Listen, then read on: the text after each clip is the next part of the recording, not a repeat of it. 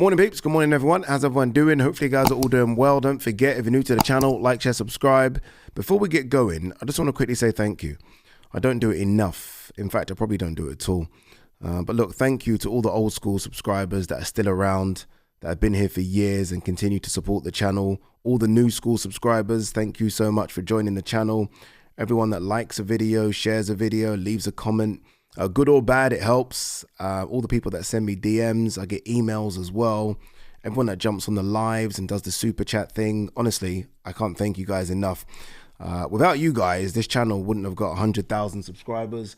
That plaque means so much to me. We have hustled hard for that plaque over nearly 8.5 years. So it's taken a long time, but we've got there, and it's thanks to you guys. So look, again, thank you very much. We are going to try and arrange another live so I can see as many of you as possible and say thank you. There were a few hundred last time, and it was good to see all of you and put faces to YouTube names. That was nice as well. So we're going to try and arrange another one, a bigger one, and hopefully I can see as many of you as possible. I do see a lot of you at fights, and I always try and stop and take photos and have a conversation. I always feel bad because I'm always being pushed by, I guess, the producers and directors to come and get on stage or go ringside. So I always feel bad that I can't sort of stay and talk because I love talking. But yeah, hopefully when we do another live, I'll see as many of you as possible. All right, let's get into this and see what there is to talk about today.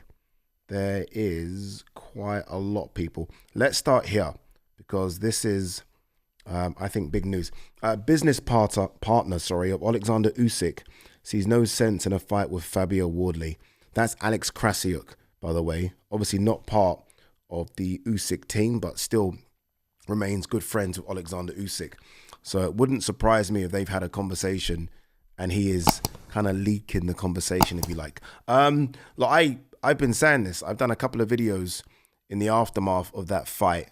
And as much as I would like to see the fight, I still have my reservations and doubts if we will, for a couple of reasons. Sometimes it all comes down to pounds and pence.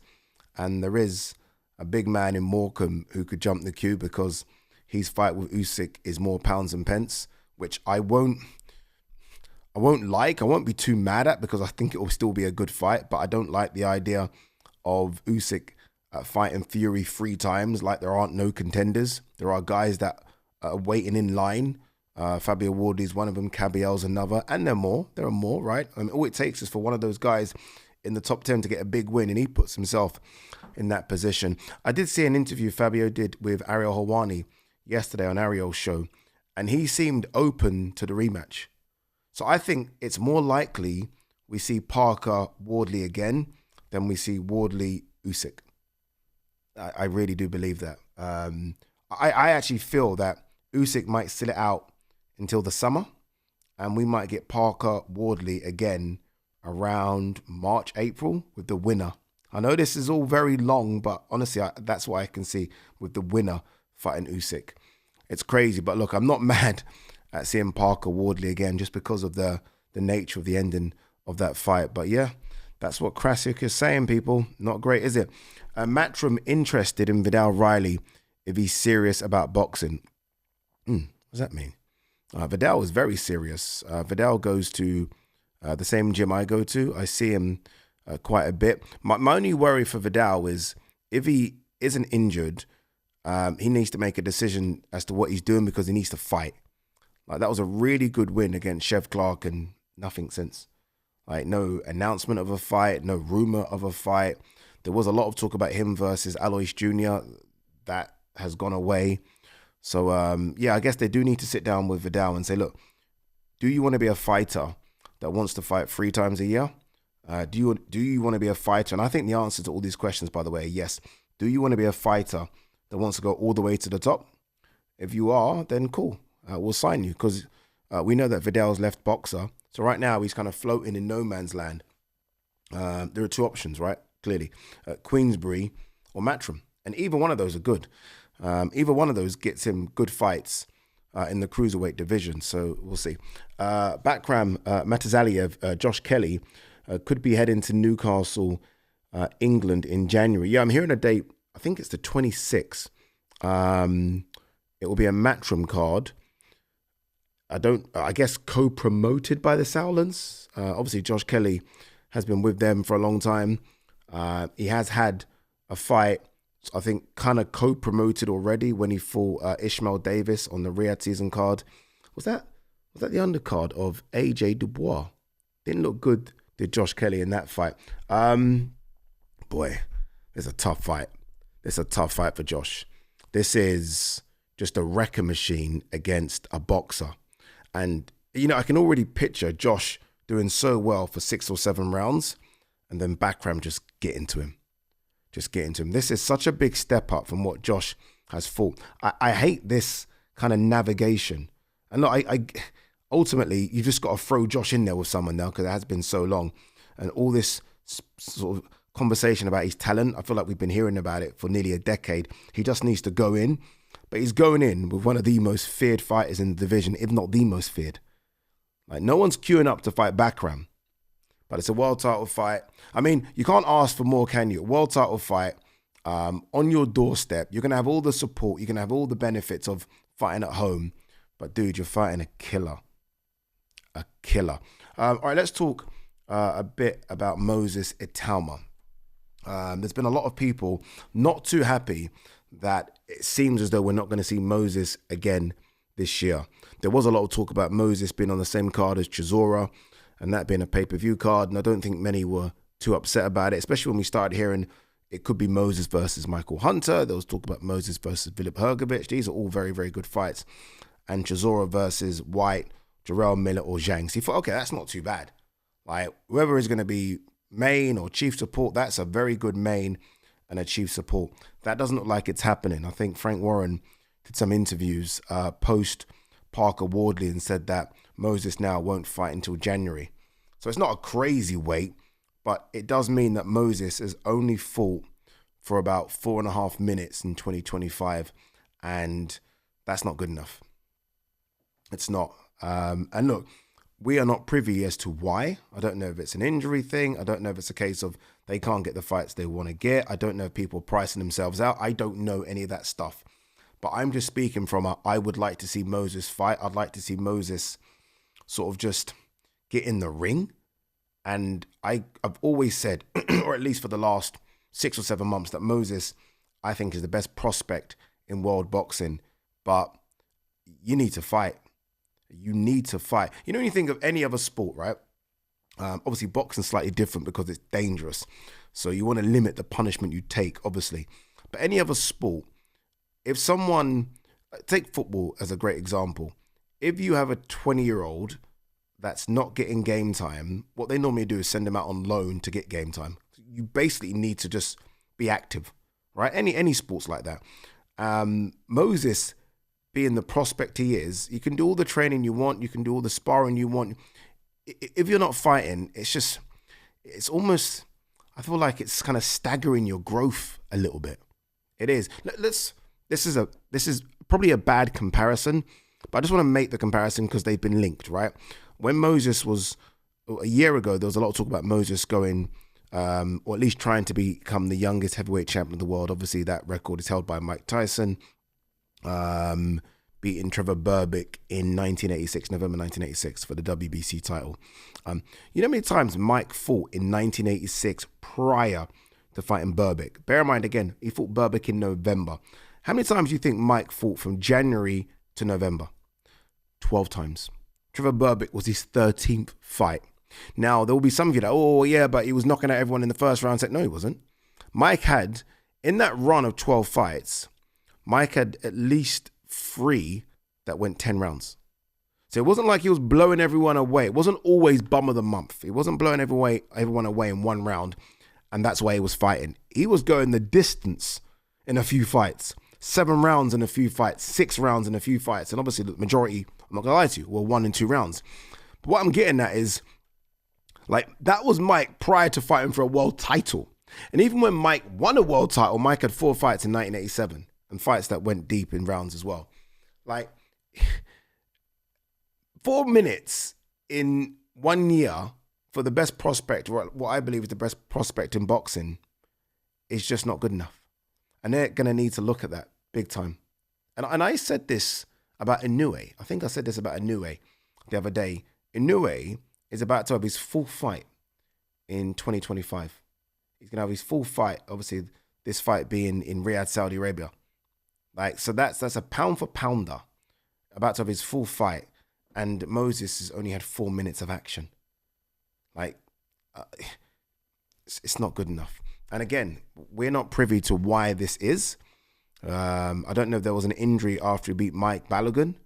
Because if there wasn't, he should have been rolled out fucking 4 weeks later. Do you know what I mean? Like, he just needs to fight. He needs to fight. And again, there might be barriers now. You know what the biggest problem now is, yeah, for Moses, is that I don't think fans are going to accept Moses fighting people we don't know. Whereas I would. I just want to see him fight, and I want to see him get rounds. I'd accept Moses fighting people that are not top echelon. But because now Moses, by many people's rankings, is a top 10 heavyweight, people are not going to accept him fighting a guy that's ranked number 40. Do you know what I mean? Or a guy ranked number 30, even a guy ranked number 20. So when you are trying to get the guys that are ranked between 1 and 15, they do want that, and it takes longer for fights to be made. But that's not our problem. They need to sort that out. But Moses does need rounds, people. Moses needs to stay active. Moses needs to be busy. This is 4 minutes in 2025 is horrendous. It is.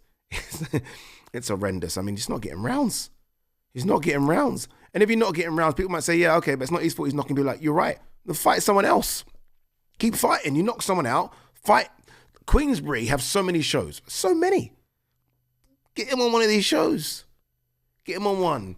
Or is it now an issue that Moses has a number?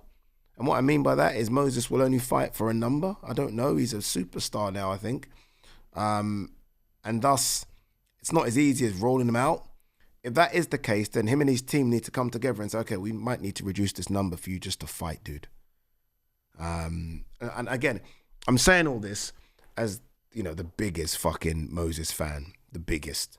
I fanboy him a little bit, which is weird because I'm old enough to be his dad and then some. But 4 or 5 minutes in 2025 just ain't cutting it, because then you're going to have a problem when you do step up and you're in there against someone who's going to take you the distance, and then there's a bit of an issue.